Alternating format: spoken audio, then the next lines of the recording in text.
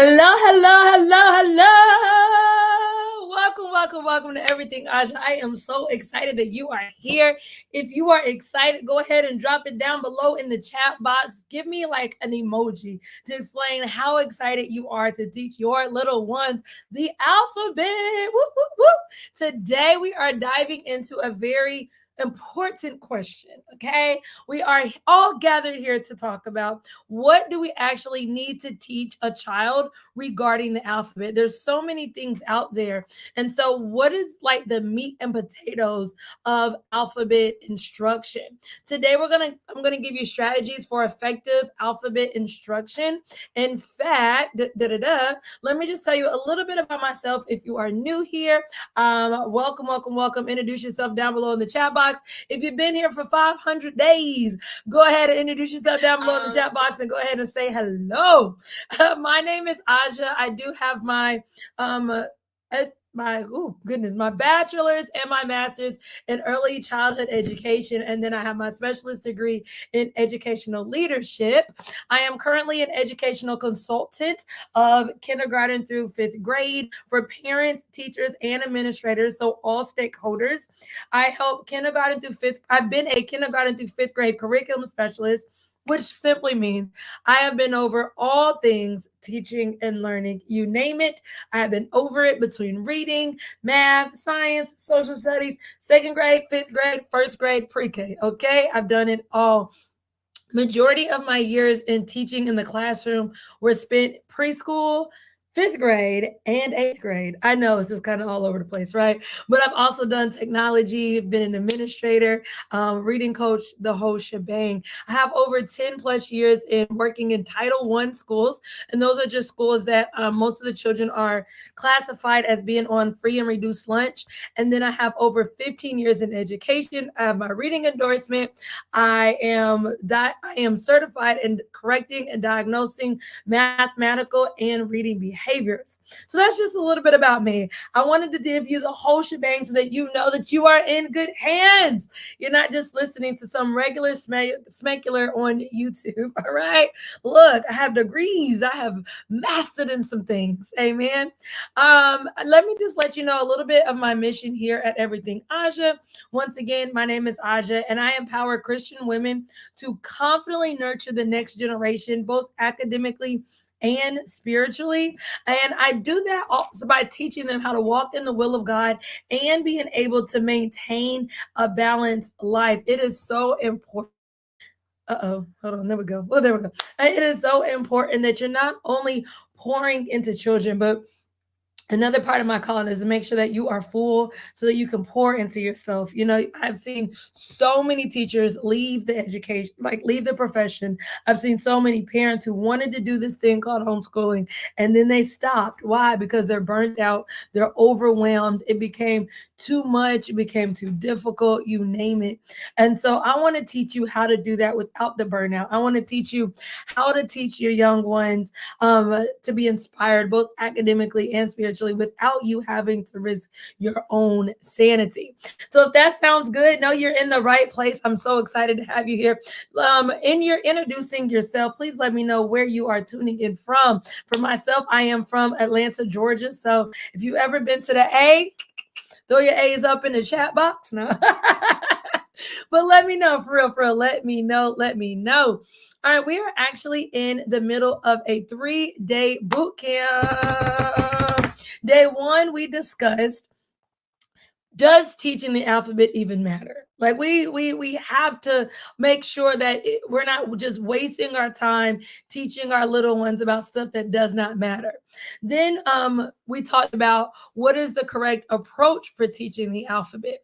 Well, when it came to those two questions, we determined that the alphabet does matter. It is the foundation of everything that children will need in order to read and decode words as they get older. And so all of that is like reading and decoding and all of those good things that they're gonna need in order to read, in order to read that menu at Chick-fil-A, in order to read the newspaper, in order to read that job application that they are trying to fill out.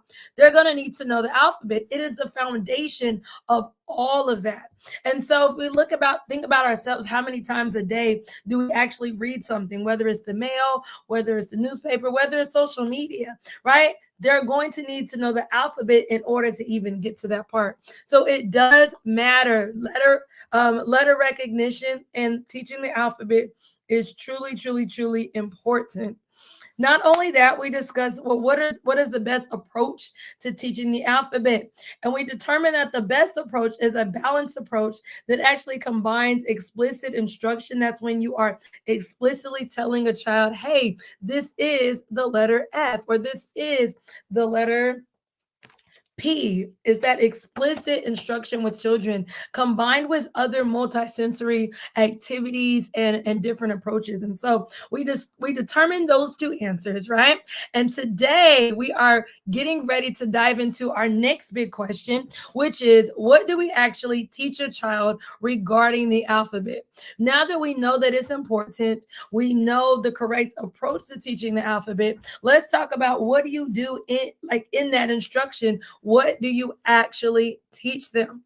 Well, to make sure like we understand going in what we are talking about, let's say I am telling you a story about a castle. I mean, a princess, right? And so you're trying to imagine this princess. You're thinking I'm talking about Cinderella. In actuality, I'm talking about Princess Tiana, and we're just not on the same page. So I want to make sure that we are not only on the same page, but we're also in the same book. Okay. So what I'm going to do is I'm going to actually break down what to actually teach when it comes to the alphabet, but I'm also going to break down all of the definitions just to make sure that we're all on the same accord and that you have a clear understanding of what to actually teach when it comes to teaching the alphabet. Well, the first thing a child is ever doing, right, before we even get to letter recognition and sound recognition, is they're learning how to speak. Okay. The first thing a child does is they learn how to speak. They imitate the words that they hear. They see your mouth moving and they begin to determine language. There's a language development phase. And then after that language development phase, they begin to learn the letters of the alphabet, letter recognition, sound recognition. They're learning, okay, this is the letter A. A makes the S sound. This is the letter B. B makes the B sound. They're learning all of that. They're learning all of that so that they can eventually begin to put those sounds together in order to form words. So they put those sounds together like ah, in order to form the word cat. Eventually, now that they can form words, they'll be able to form sentences and read sentences. So this is kind of the building block of why teaching the alphabet is so important. And so the first thing they're going to need to know, going back to this phase, okay, that's where we are, is letter recognition. And I know I explained this yesterday, but what I'm going to do is I'm actually going to blow up the page. And so y'all won't see me for a second, but I'm doing that so that you have a chance to either take a screenshot, take a note, because I'm not going to sit here and read line by line. I am not that kind of presenter, but I made sure that I gave you guys all the information so that you have some notes. Okay. And my note takers out there. Hey, Tracy. Yes. Happy Friday, girl. Happy Friday. Happy Friday. Thanks for spending your Friday evening with me. But I just want you guys to know that as you see the screenshot, right? I mean, as you see the entire slide, go ahead and take a screenshot. All right, here we go. First thing you must need in your alphabet instruction is opportunities for letter recognition. This is simply the ability to identify each letter of the alphabet. It's literally that simple, both in and out of sequence. What is in and out of sequence? Well, they need to be able to see this letter, know that the letter is P, and then also if I was go LMNOP, they also know the correct place of the letter P in the entire alphabet. Okay. With letter recognition, they need to know the letter recognition of both uppercase and lowercase letters. Traditionally, uppercase letters are taught first because they're easier to be able to recognize for children. This is why you see a lot of children write all of their letters in uppercase. I could not wait till I could break that habit with my daughter because I'm like, no. But typically this happens, they're easier to identify. They don't all look the same. You know, a lot of the lowercase letters do look very similar versus the uppercase letters do not. And so with letter recognition, just kind of note that in the back of your mind, uppercase letters is easier to learn. And then you want to introduce both together, and we'll talk about that in a little bit. But when letter recognition, what I mean by that, you want children to be able to pair the uppercase and the lowercase letters. So let me just kind of show an example of what I mean.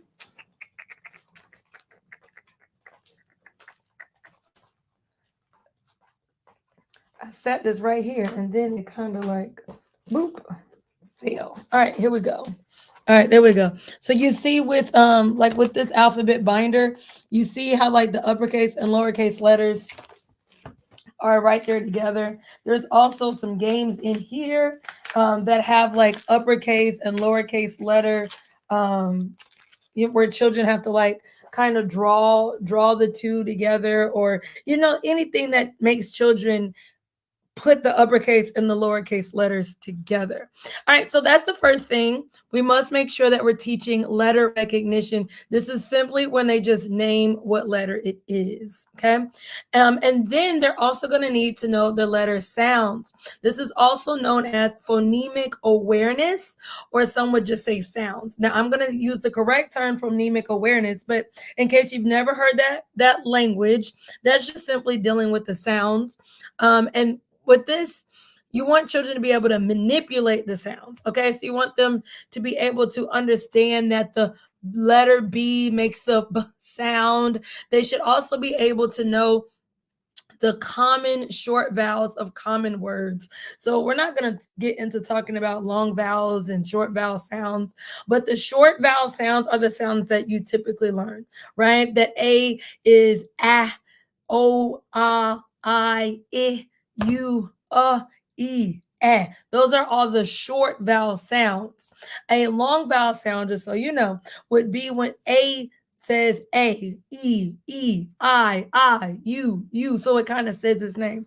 So that's the difference. But typically, a child would only learn their short vowel sounds first. So every time they see the letter A, they're going to say A. Every time they see the letter I, they're going to say I. Okay, so this is what we're meaning when we say phonemic awareness or letter sounds. So I almost want to give you an example. This is a screenshot of one of my phonemic awareness, like just a screenshot of one of the mini lessons, not even of the whole lesson, but just of one of the slides from a lesson. So with the letter D, a phonemic, if we're just dealing with phonemic awareness, I would say, I'll say some words, and if you hear the D sound at the beginning, give me a thumbs up. Are you ready? Dog. Hopefully the kid has their thumbs up. Cat. Hopefully they didn't do anything. Duck. Hopefully they gave you a thumbs up. And so what that does is allow them to simply focus on hearing the D sound. That's all they're doing. They're being able to manipulate it. They're being able to identify it. Notice that you did not see the letter D.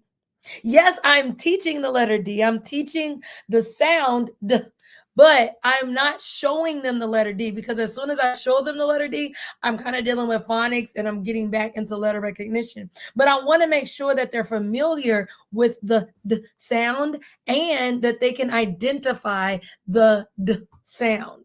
Okay. Another example, I can also say, and I'll blow this back up. Listen to these words. And if you hear the D sound in the middle, clap your hands. Ladder. Daddy. Teddy. And so you can do phonemic awareness activities with beginning letter sounds, middle letter sounds, or ending letter sounds. I actually have an entire ebook where I give you a lot of phonemic awareness warm-ups that you can use anywhere. Now, these are the same warm-ups that I taught my daughter all of her sounds while we were driving home in the car. all every day. So every day we drove home in the car because they only take 5 minutes. I was sitting in traffic anyways. We will go through these warm-ups.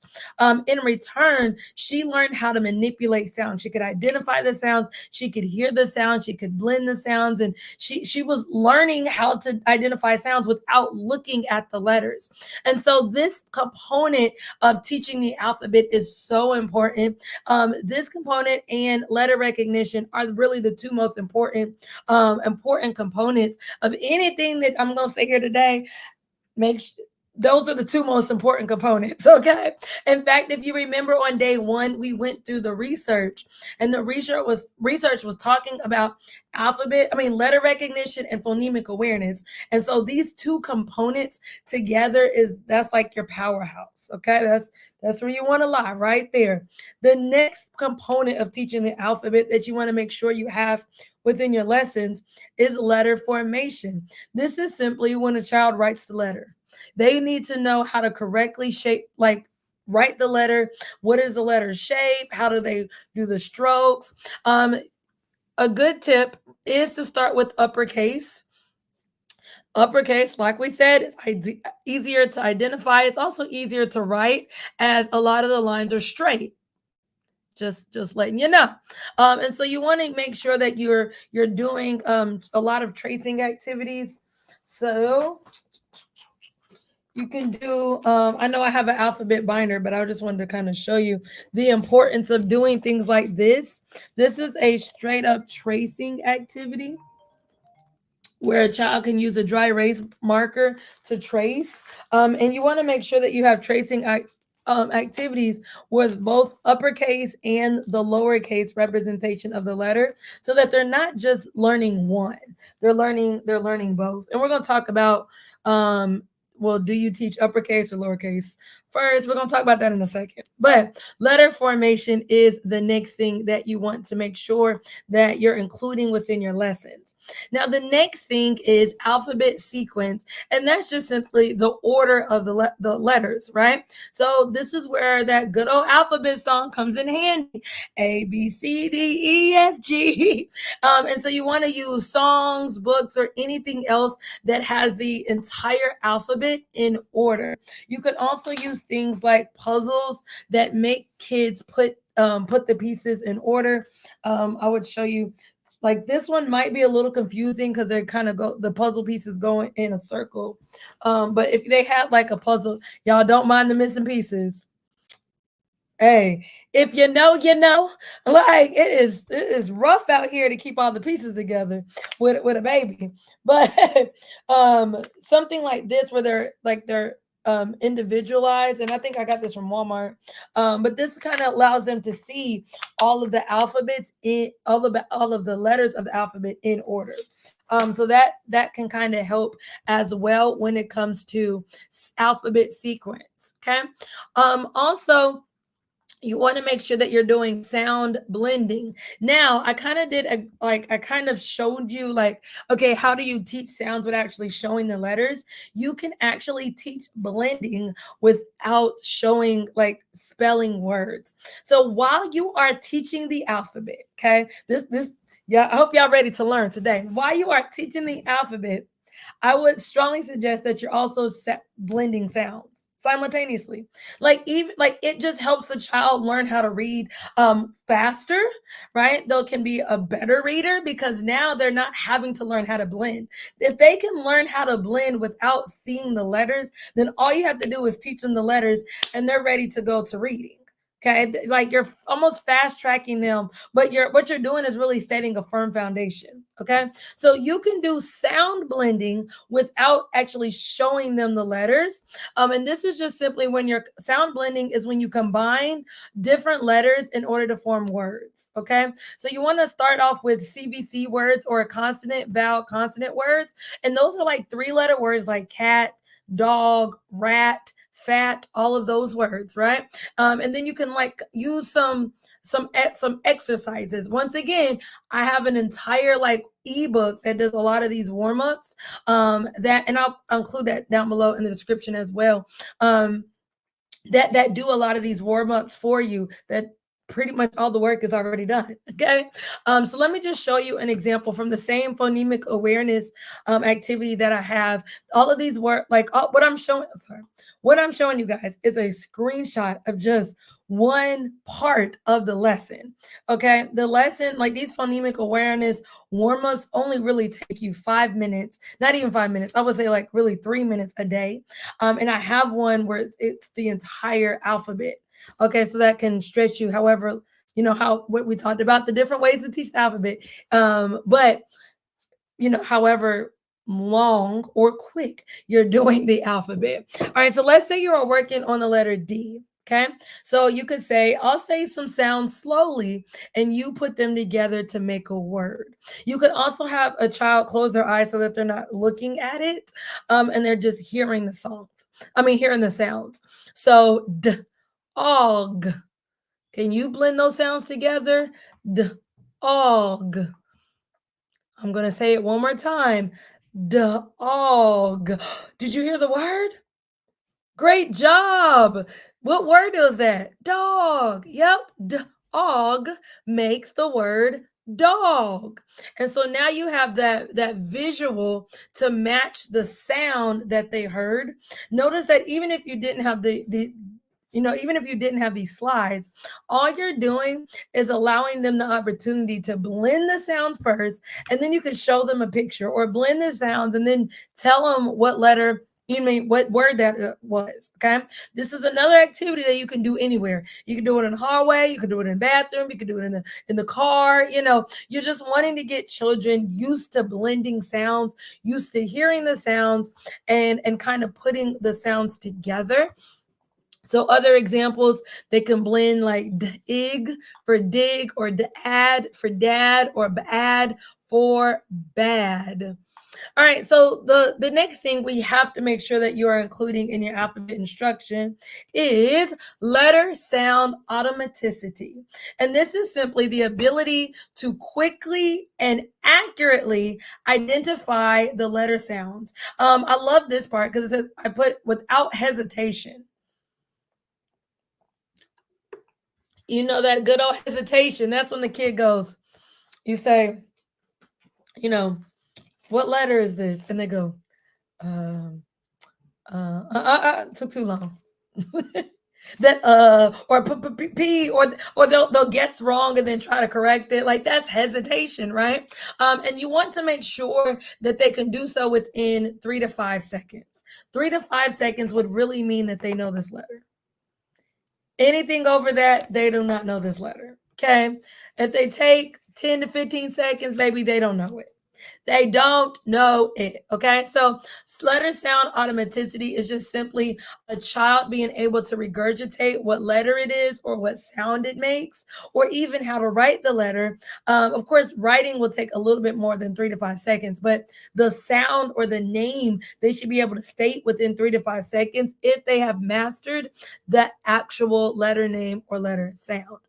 All right, let me know before I keep going. Y'all good? Give me a thumbs up. Have you learned something so far? And I also want to just say that if you have any questions, feel free, drop them down below in the chat box, and I'll make sure that I can get them all answered for you. Said at the end, can I share where I get my letter cards? Absolutely, absolutely. These are actually mine. So absolutely, I will. All right, so let's keep going then, you guys. Let's talk about important alphabet terminology to teach. So we know I've given you the meat so far. Okay, letter recognition, sound recognition, blending sound opportunities, automaticity. These are the things that you must have in your instruction. But that's not all, right? That's not all there is to it. And so some other terminology that you may have to, that you will have to be able to expose your children to is terminology like vowels versus consonants. Now, I'm sure that you remember, if not, vowels are just simply A, E, I, O, U, and consonants are all of the other vowels. All of the other letters. Why is this important? Well, simply because vowels once they get a little more advanced, vowels make two sounds. They have a short vowel sound and a long vowel sound. And so children need to know how special vowels are. To what I like to do is I give all my vowels also a hand movement. So I have a hand movement for A. And so for A, I go ah, normally I do like two fingers on their throat, but sometimes I just do all the fingers. So A, ah, I, eh. Like when you put your finger right here, you just kind of do the eh sound. E, I go eh, eh, eh. And it even works so much so that my daughter to this day, I can go, she'll know the exact sound eh, eh. And it really helps distinguish between I and E. And then O is ah, ah. And then for you, I put my two hands on my stomach and go, uh. And so having those hand movements tied to the vowels helps her and any other child. I've actually learned this years ago because I used to do it with my kids in the classroom. But now I'm used to more my daughter, teaching my daughter. But it helps them identify vowels, and they immediately know the short vowel sounds because of the movement. And then you can almost just do the movement anytime you want to remind them, or if they forget the vowel sound, you can do the movement and they'll automatically know the vowel. All right. So the next terminology is uppercase and lowercase letters. Now, a lot of times, especially when we were raised, right, we heard the term capital. It was capital and lowercase letters. Well, FYI, if you didn't know, that's not the right terminology.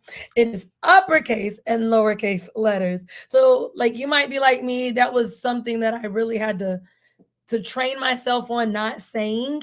But you want to make sure you're using the correct terminology. The correct terminology is uppercase and lowercase letters. Of course, uppercase letters are technically capital letters. Lowercase letters are all of the smaller letters, okay?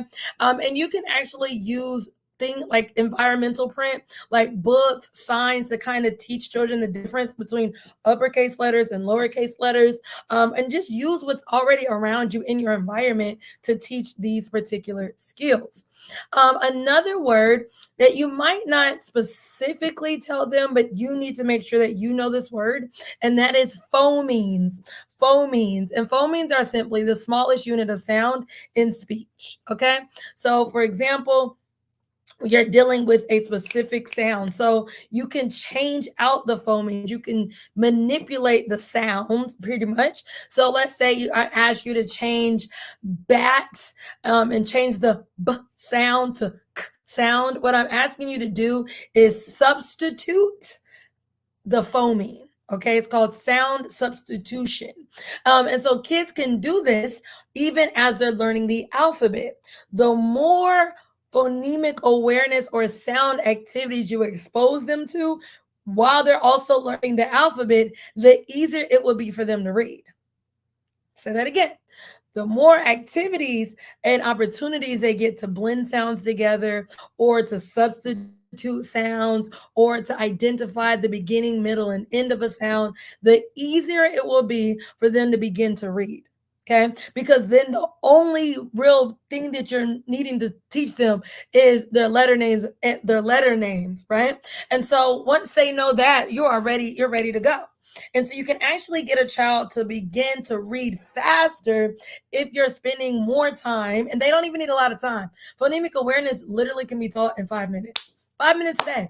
And it's surprising how I have seen so many educators and just people not sacrificing the 5 minutes. Okay, they need that sound practice. That sound practice is the memory muscle that will help them to be able to read. In addition to that, this terminology they might not necessarily need while they're learning the alphabet, but I went ahead and threw this in so that you know where it can go, like where they're going with learning the alphabets. And that is digraphs and blends. Digraphs are simply two letters that make an entire a single sound, like ch. Okay, it makes a new sound. Blends are two or more consonants that blend together, but each one of those consonants keeps its original sound. Like bull, you hear the b and you hear the and then when you put them together, you hear bull. So it's technically two sounds, but we kind of use them as one sound because they're very common that you have L blends, R blends, and so you see br or you see bull quite often, and so we kind of group those consonants together. But digraphs make an entirely new sound. Okay. And so this would then come as a child knows at least like all of their basic sounds, right? They're learning the alphabet. Understand that once they know the alphabet, now they're ready to go to blends. It's not over. It's not over. Now it's time to begin to put those sounds together to make new sounds. And so this is that next phase that children will be ready for when it comes to learning the alphabet. All right, so let's go ahead and address one of the elephants in the room. I know I mentioned it a little earlier, and that is, should you teach uppercase or lowercase letters first? Like I stated earlier, learning the uppercase letters first is done a lot because they're easier to learn. Okay, they're easier to write, they're easier to identify. They all kind of have their own distinctive look to them, and children can write them easier because a lot of the uppercase letters are straight lines. Okay, a baby knows how to do a line, but all them curves. Have you ever seen a lowercase q? I mean, it's complicated. Okay, like let's just be real. And so you'll see a lot of people tell you to start with the uppercase letters first. Or I have also seen just quite a few, not that many people will say start with lowercase letters first because most of the letters that a child would identify are lowercase. Now, I believe in the research that says teaching both at the same time. It's the mixed approach, teaching both uppercase and lowercase letters together. And this actually prevents confusion because what ends up happening, and let me know down below in the chat box if you've seen a baby do it, is they'll learn all their uppercase letters. Okay. But like we stated, in print, they see a lot of lowercase letters. And so then what ends up happening is when you get to the point of trying to blend the letters or trying to get them to make words, they don't know their lowercase letters. And now guess what? You now have to go backwards and you have to close in that gap.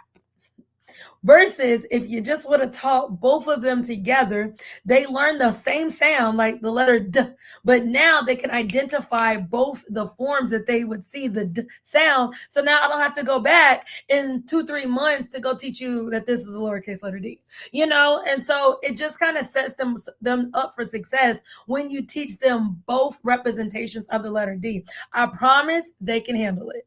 I promise you they can handle it. You said it definitely confuses a child. What do you mean? Teaching both uppercase and lowercase? And it can confuse a child, but it helps in the long run. It helps dramatically in the long run because you don't have to go back. And what ends up happening a lot of times is children can handle it, and we kind of like it's easier to reteach than it is to keep going back and closing all of those holes, right? So now research is like, okay, no, they can, learn both at the same time. But it's the same sound. And so you do have to use the terminology uppercase and lowercase. And if they understand that every letter has an uppercase representation and a lowercase representation, then after you do like the first few letters, they get it. They get it. Like, okay, this is the uppercase letter D, lowercase letter D, uppercase letter D. And if you're teaching both at the same time, they'll be able to begin to identify both. It actually works. Like I know I stated yesterday when we were talking about approaches, I'm really for the letter of the week approach. But if you're doing the letter of the week approach, yes, like kids are used to learning 2 letters a week. So technically they're learning 2 representations a week, but they're only learning 1 sound. And so they're able to grasp the sound a lot quicker. And you don't have to go back and kind of close in the holes because I'm all for getting them to read without gaps, right? Let's start our babies off on level. You said, okay, no, you're talking about teaching uppercase first. Oh, yes. Okay. So we on the same page. We're on the same page. Teaching uppercase first and then going back and teaching lowercase. Yes. And a lot of times the reason why kids are so confused is because they learn something, they think they've mastered it, and then you come back and correct it. because that's really what we're doing. And they can handle understanding uppercase and lowercase. And as long as we're making the distinction between, hey, every letter has the uppercase and the lowercase, then they know what to expect. They know what to expect. The whole rest of, the instruction, they know that there's two representations. But yes, I've seen them. They get so confused and they hate unlearn. It almost feels like they're unlearning something that they've already mastered. And it's a thing. It is a thing. It is totally a thing. You said, I love you. Said, teach them both at the same time. Yes, Tracy. Teach them both. Teach them both. They can handle it, y'all. They can handle it. All right. So now that we know the best way of teaching uppercase and lowercase letters is to teach them together. Okay. That's the recommended way according to research. And I also agree with the research because I've just seen it in person. I want to address the next question you may have, which is, should you teach letter names or letter sounds first? Okay. I've seen so many people do like all of the letter names first. So like they'll teach them, this is the letter P, this is the letter K, this is the letter R. And so what you're doing is you're only focusing on letter recognition. That's all you're focusing on, letter recognition. Remember, we just did all the list of all the things we need to teach them. Well, what you're doing is ignoring one portion and then coming back. And then you're now having to go back, just like uppercase and lowercase. You're now having to go back and say, and go back and reteach that. So it's recommended, right, for children that understand that sounds make letters, that they learn them together. Okay. So, or that you teach the sounds first. What do I mean by teach the sounds first? I mean phonemic awareness. Okay. You can technically teach phonemic awareness, which is just strictly sound manipulation that we were talking about, before you ever teach them that this is a letter P. So technically, a child can begin to learn sounds at like 2 and 3, like the average kid. You can kind of like teach them really when a baby's starting first beginning to talk, right? They go, g. You can teach them sounds at a very early age. And then at around 3, you could teach them how to manipulate the sounds, right? Well, repeat after me. Well, what sound did you hear in the word dog? Dog. You heard the d sound? I'm never telling them about the word D. Okay. So this is what I mean, like how you can teach these things before you even teach the letter. I mean, teach the actual letter. And then by the time a child is like 3, 4, 5 years old, now I can teach them both together. Okay. And so phonemic awareness is a huge portion of teaching the alphabet. And so if you don't have a kid, let's say you're teaching and you don't have them at 2 and 3, that's fine. Just teach them together. Don't teach the letter names and then the letter sounds, because now you're having to go back. You're having to close the gaps. Knowing the names of letters does help the knowledge when it comes to alphabetic knowledge. But if you do not have the sounds, you're actually setting them further behind when it comes to decoding. Okay, so you want to teach them both either together if you're like you only have them at that age, or if you're a homeschool parent and you get your baby at 2 and 3, start doing sounds like earlier on. Teach them how to manipulate sounds, teach them how to hear sounds, teach them how to make those sounds with their mouths, and then they'll kind of easily slide on into phonics. Okay, but I hope I made that clear. Like some of us, you may be a teacher, you only get them in kindergarten. You can't go back to when they were 2. And so for you can teach them both at the same time. But if you are a parent, deal with them sounds. They can literally start that at 2 and 3. All right. So Teaching the alphabet, right, with all of these things is a lot like driving on the highway. You now know what lane to get in. You kind of know what exits to get off of. You know where you're going. I've taught you all of the basic rules, but there's still other things when it comes to driving, right? There's still knowing how to look out your rearview mirror for cars coming. You got to learn how to merge. You have to learn all of these other little things when it comes to driving. And so I just want to give you some other important factors when it comes to teaching the alphabet. The first one is pacing. Pacing. You want to adopt the pacing. This just simply means how long it will take a child to actually learn the letters. That's it. How long it takes them to look for the letters. Engagement is another term. This is just simply the use of interactive fun activities to keep them interested with learning the alphabet. And I'm going to go more in depth into this in the workshop next week, simple and engaging ways to teach the alphabet. So make sure you're there. But I'll go more in depth into this. But with learning the alphabet, it's only one right answer. Like, this is the letter P. That's it. It's the letter P. It's not A, it's not Y, it's not Z. It has one right answer. And so that's called a basic recall fact. Or if you are in education, it's called the depth of knowledge, DOK level 1. That means there's one correct answer. Every child in the United States knows that this is the letter P, right? And so that can get very boring.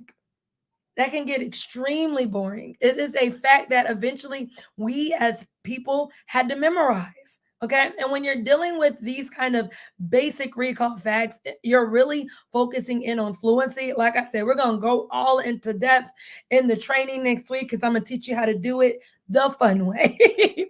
And so, in order to keep a child excited about it, in order to keep a child interested in learning these letter names and letter sounds, you have to keep it engaging. And so this is what our training next week, our workshop is going to be centered around. I'm just literally going to break down how you do this and ways that you can keep learning the alphabet fun. The next thing you want to think about when driving on this train is assessment. And you have to know what your children know, right? You don't know what to teach if you don't know what they know or what they don't know. And so you want to constantly be assessing what letters a child knows or what sounds a child knows, so that you know what you have to go back and teach again, or what they already know, you can go and kind of skip it and continue to go forward. And then the next thing is environment. You want to create an environment. It's called a print rich environment. Just the environment or the surroundings where a child can see letters and they can see words. This can be filled with labels. In fact, I have an entire store with labels that you can just print off and put all around your room. But you want to create a very print rich environment. In fact, that was actually one of my first YouTube videos. And in that video, I showed what a print rich environment looks like, both in the home and in the classroom, and just kind of took you on a tour around my house and around the classrooms, and kind of what that looks like. But you want to make sure that children see the alphabet all around them. And so I want to open up just for a few questions. I know we will have the workshop next week in which I'll be able to really dive into a lot of this even more, and hopefully you have questions. That workshop next week will not be on YouTube. It will not. It is a more intimate setting. It will be on Zoom. So make sure you sign up. It's completely free. Simple and engaging ways to teach the alphabet. You can visit everythingaja.com/ABCs. It is literally that simple. Everythingaja.com/ABCs in order to get signed up for that workshop on October 29th at 7 p.m. Eastern Standard Time. Let me blow that up. There you go. If you want to take a screenshot of that slide as well. It will not be on Zoom. It will not be on YouTube. It will only be on Zoom. So please, please, please make sure you're signed up. I know this boot camp was all on YouTube, but the workshop will be on Zoom. Not only will I teach you how to make teaching the alphabet fun, How do you make it engaging? How do you actually teach all of the things we talked about in a way that keeps them hooked and keeps them interested? But I'm also going to give you the resource, and you won't want to miss this. I'm going to give you the resource of how to actually do this in a very easy and effective way, because I've already done all the hard work for you. I've done all the hard work for you. So make sure you are at that workshop. Okay, let me jump into the chat box. Hi, Sarah. Welcome, welcome. He said, new school, no homeschool mom here. Woo, woo. Yes, you have been exactly what I've been looking for. Thank you so much. Yay. I'm so glad you found me, girl. I'm so glad you found me. Well, welcome to Everything Aja. Make sure you're signed up for that workshop then. If you like this, make sure you come next Tuesday. And I'm actually doing a special treat for anybody that's on the call live next Tuesday. So if you're on the Zoom call live, you stay the entire time, you will get a special treat. So make sure that you are on there and you are there and you are square. Okay. But I'm so excited that you found me and that you're here. All right. Miss Mimi said this is so informative. Woo, woo. So excited to have you. Miss Mimi had you all week too. I love it. I love it. I love it. Tracy said, yes, ladies. Yes, ladies. Well, once again, look, if I haven't said it enough, make sure that you are signed up for the workshop, Simple and Engaging Ways to Teach the Alphabet. I cannot wait to dive into this topic even more in depth, and then to teach you how you can do this. Okay. Because I want to make sure that, like I stated at the beginning, this mission goes forth. Yes, I want to help you help the kids, but I also want to make sure you're not burned out doing that. You're not stressed doing it. Teaching the alphabet does not have to be complicated. And so allow me to walk you through how to do this the easy way, okay, as easy as possible. Tracy, you asked about my the letter cards. I'm going to drop them right now down below in the chat box. But I know that you are coming to the workshop on Tuesday. So if you can hold off till Tuesday, I would say hold off till Tuesday, because when I have a resource that I want to share with you, and it includes the cards. So if you're already like, yes, Aja, I'm ready, help me teach the alphabet. I'm going to share a little bit about my curriculum that has everything done for you. Like, everything is already done for you, and these cards are just like 2% of it. So I'm gonna drop it down, but I do want to say that if you're gonna come and you're like, hey, I'm ready to like really dive into this thing, this is included. So I don't want you to like spend your money twice, basically. So just trying to help you out, trying to help you out. Um, you said you don't have small kids, but you have a family child care. Yes, yes. And so I can't wait to talk to you at the workshop. Because if you have different teachers, or is it just you? Like, is it just you? Because if you have different teachers, then each one of your teachers, they would have this, and they'll have everything that they need to teach everything when it comes to teaching the alphabets, letter recognition, sound recognition, phonemic awareness. Like, y'all saw just a little bit. So it's just you. Okay, perfect. So you just, girl, come on, just I can't wait to see you on Tuesday. I can't wait until Tuesday. Yes, on Tuesday, we'll dive into this, and you'll be able to see, like, okay, exactly what this looks like and how this looks like, and how easy it is for you to do without burnout, without any kind of burnout. Sarah, you said, how many letters a day do you suggest to begin teaching 4-year-olds, and how often should we introduce a new letter? Great question. So I know we kind of actually dived into this a little bit in yesterday's training, but no worries. And I would definitely suggest go back and watch that replay, because I break down the different approaches to doing this. So one approach, the approach that I like, if you have time, so you're beginning teaching 4-year-olds. So 4 could be Are we talking about kindergarten? Are we talking about pre-K? Because it can technically be 4 in both grade levels. Because my answer is going it may change depending on that. If you're teaching pre-K or preschool, you have time. You pretty much have like the whole year. So my suggestion would be to do one letter a week. I like the letter of the week approach. In fact, my curriculum reading by design is doing the letter of the week approach. And that approach just allows them to master letter recognition of uppercase, letter recognition of lowercase, letter sound recognition, and letter formation. They can learn that in 1 week. Okay. And so that's why I like the letter of the week approach, because it allows them to really dive into that letter and learn all 5 skills for that letter. However, let's say you're teaching a 4-year-old and you're in kindergarten. Well, in kindergarten, just know where they are and where they need to get to.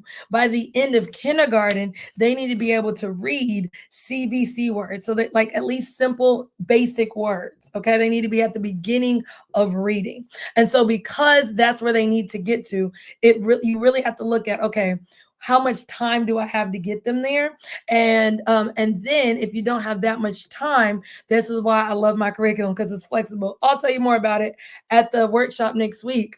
But then you can adjust the curriculum to fit your needs. So instead of doing 1 letter a week, you can do 2 letters a week. That's another approach. Okay, 1 to 2 letters a week. Or you can even do more extreme approaches like 1 letter a day. Now, I don't like the 1 letter a day, but that is an approach to teaching the alphabet, especially if you are closing in gaps or you are very limited on the time you have to teach them. So I hope that answers that question, but definitely go back and watch the approach, because I literally answer that question. But hopefully that'll give you some more insight, some more understanding on the different options you have. Because as a new homeschool mama girl, you have options. You have options. Look, Tracy said, I love the letter of a week approach too. It just allows children to master. And so in my curriculum, reading by design, it's centered around mastering these 5 skills. That's the recognition of uppercase and lowercase, letter formation of uppercase and lowercase, and then letter sounds. Now, when it comes to letter formation, some of that is developmental. So they might not, master that in 1 week, but they should be able to at least master the recognitions and the sounds. And like a lot of people, and I guess I should have, we talked about letter formation, but there's some people that don't even teach letter formation until they're in kindergarten.